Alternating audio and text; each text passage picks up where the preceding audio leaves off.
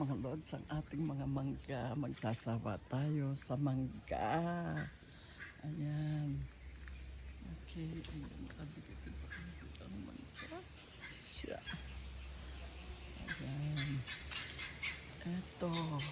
Ayan. Kita nyo ang mga mangga. Ang dami doon ang ating mga mangga, mga lods.